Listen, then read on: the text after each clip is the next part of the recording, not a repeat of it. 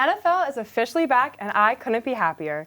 This first week was filled with new quarterbacks and shocking blowout games that left many people wondering how the rest of this NFL season will play out. My name is Sadie Protze, and alongside me today is Ethan Ellis and Michael Landis to talk to you about some of the worst and most surprising games, as well as the biggest wins this past week. All right, guys, I have to know, to get this right off the bat, what were the most disappointing teams? Yeah, for me, I'm going to have to say the Pittsburgh Steelers. And I think this was a team that a lot of people expected to do very well, or at least compete with the San Francisco 49ers in week one. And they got absolutely blown out of the water, 30-7 at home. There was just no response for it. In the first half, there was a point where the San Francisco 49ers had almost 200 total yards offense, and the Steelers had 1 yard. And Kenny Pickett finished the game. His stat line was, it wasn't that good. It was 232 passing yards, a touchdown, 2 interceptions. It just wasn't there. And I think it might be a slight overreaction to say that the Steelers aren't going to be that good this year and that they might not make the playoffs. But at the same time, we also have to realize that they are playing the San Francisco 49ers, who have one of the best defenses in the league. This team could have made the Super Bowl last year if Brock Purdy was healthy. Who knows? Possibly. But I think right now, for the Steelers, I think they just got to go off the basics. They got to start building up again. The offensive line looked atrocious. They couldn't give Pickett any time the entire day. I think if they can get that sorted out, the defense is all right, but there are still some spots. The offensive line is the biggest issue right there. Get them some more time, move the ball, get the game flowing at least a little bit. I think the Steelers still will have a good season. This is just a minor setback. Week one, try not to overreact that much.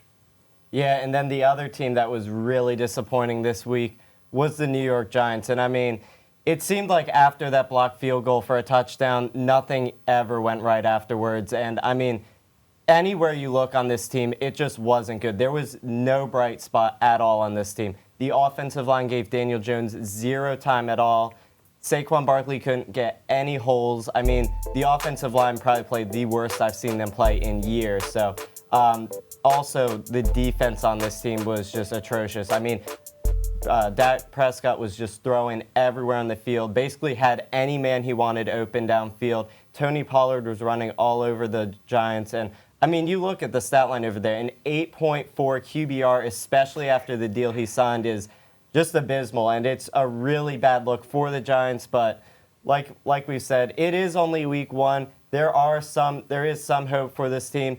And one of the biggest things I look at is they brought in a lot of new faces this offseason. You think of Darren Waller, Paris Campbell, Jalen Hyatt. So there is a lot of new pieces that are still moving around and that the coaches still need to try to figure out their placement within the play. So this team has some potential, but this was honestly the worst way they could have started out the season.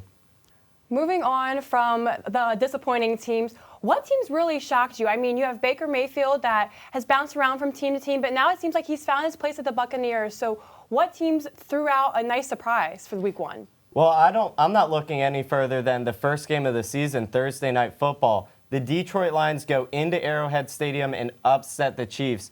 The team overall played really well, and especially their quarterback, Jared Goff. Really just a solid game out of everyone. I would have liked to see Detroit's run game be a little more involved in the game. It seemed to rely a little too heavily on Jared Goff, which will definitely hurt them down the road if they don't get that fixed. But to give them credit, they do have a rookie running back. So definitely some things to still figure out there. But overall, just a solid game put together by Detroit. And the complete opposite for Kansas City.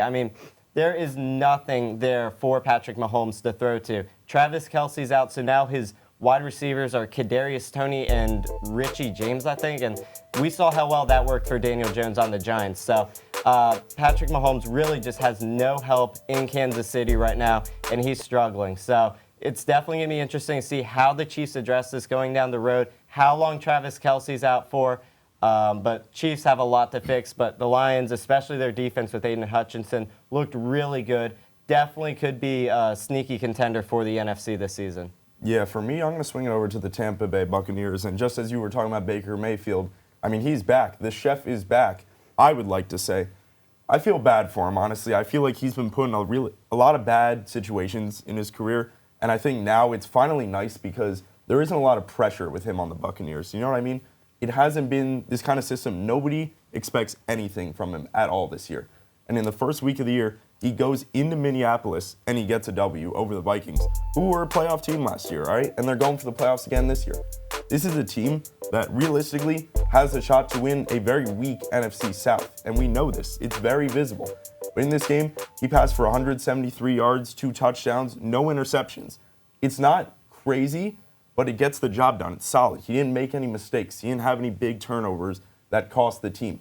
This is what you look for in a starting NFL quarterback, and guess what? He got the job done. He got the W on the road. I mean, this guy could really make the Bucs a playoff team for the NFC South. I mean, as I was just saying, the Falcons, the Panthers, the Saints, these are all very beatable teams. And I think that with the way that he's connecting right now with Mike Evans, if they're able to stay healthy, we always know that defense is very solid. They still have many of those pieces. I think people were concerned once Tom Brady left, oh, they don't have a quarterback. The Bucs are no longer contenders. Now that Baker Mayfield is here, I think it's time. I think it's time for them to actually make that step back up and try to claim the NFC South again.